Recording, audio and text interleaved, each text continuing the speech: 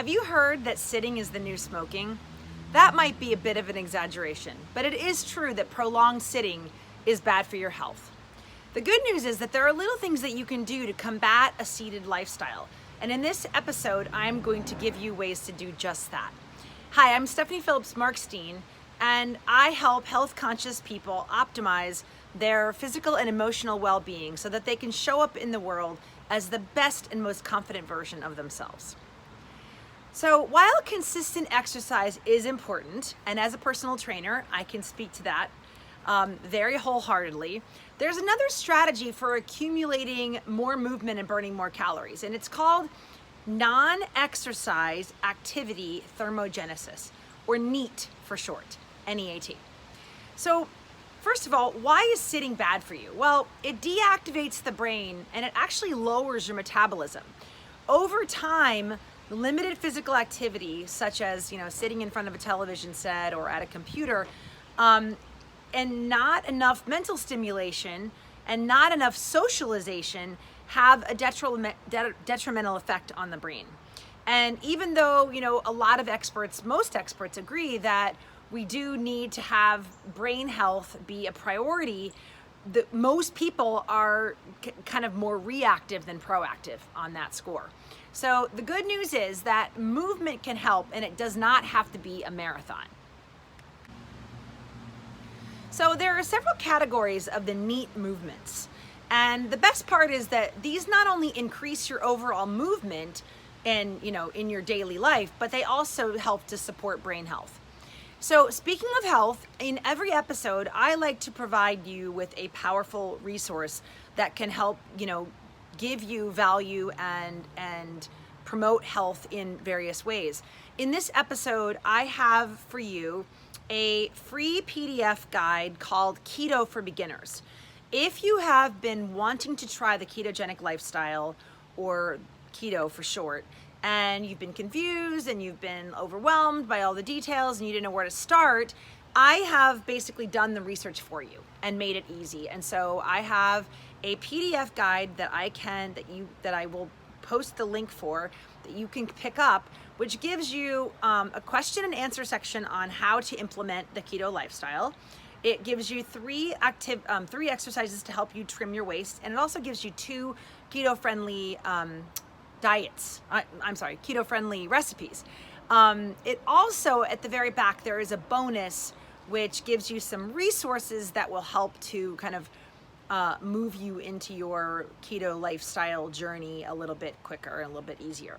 So I hope that's helpful to you. If you would like to grab that, you can click on the link below and pick that up. So back to the NEAT movements. So there are, as I said, there are several categories that the NEAT movements fall into. The first one are called social brain boosters. So remember, socialization is all part of the overall brain health. So there are things you can do while you're at the office to to kind of support this whole thing about movement and supporting the brain health as well. You can get up and walk to get water. So say hello to your colleagues, to your coworkers, and don't forget, water helps to improve cognitive performance. So you need to be drinking half of your body weight in ounces of water per day. So if you weigh 150 pounds, you should be drinking at least 75 ounces of water. So super important to do that. So another thing you can do in the social brain booster category is to challenge a friend or a coworker to a 1-minute office plank. You can do that on the floor, you could do it on your desk if you don't maybe you don't feel comfortable enough doing it on the floor, or maybe the floor is not clean enough. Or you could even do desk push-ups. But that's just something that you could do, maybe every day for a week and see how that goes. And if that goes well, you can do it another week.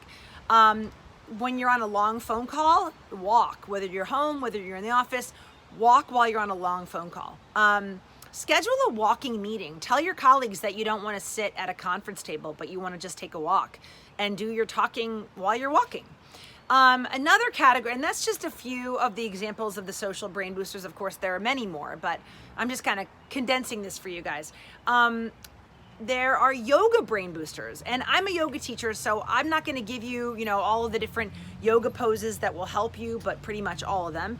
But, yoga overall improves metabolism, It helps with breathing capacity. It improves cardiovascular reserve. It also calms the brain by activating the parasympathetic nervous system, and that reduces anxiety and improves focus. So yoga is an amazing thing to do, you know, whether you're trying to get the neat activities in or not.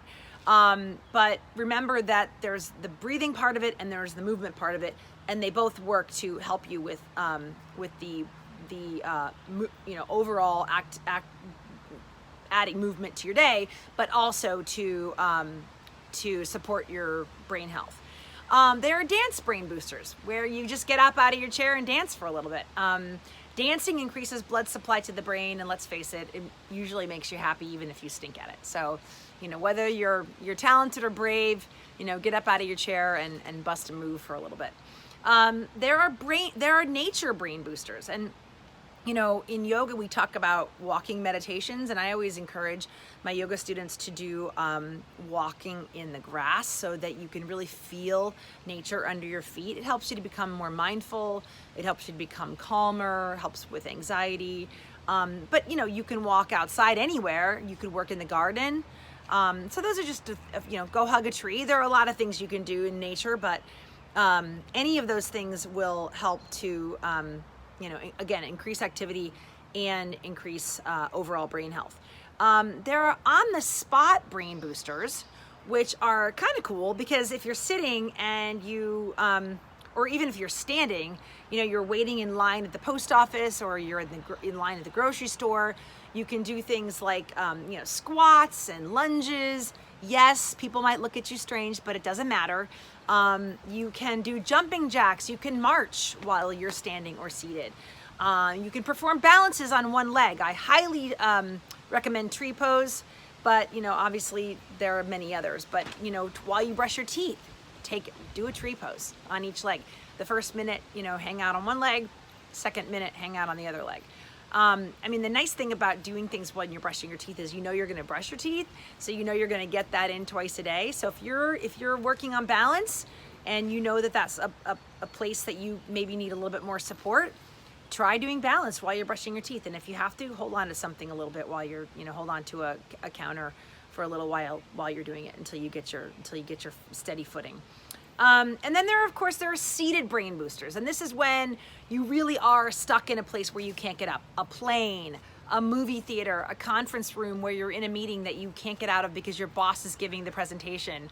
You know, you can roll your shoulders back and forth. You can stretch, you know, you can go side to side.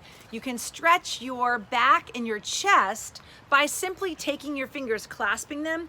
This is the back stretch. So you open up through the back. You can even tuck your chin and stretch through the neck. And then if you want to do the chest, you're just going to bring your hands back behind you and stretch the chest open and squeeze the shoulder blades.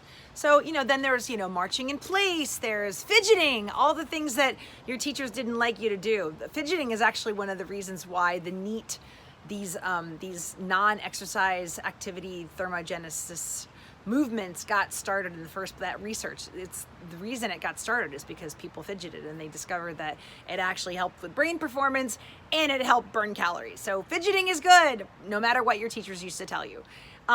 So I hope that this has been helpful and valuable. If you liked it, give me a like. If you want to share it, that would be awesome.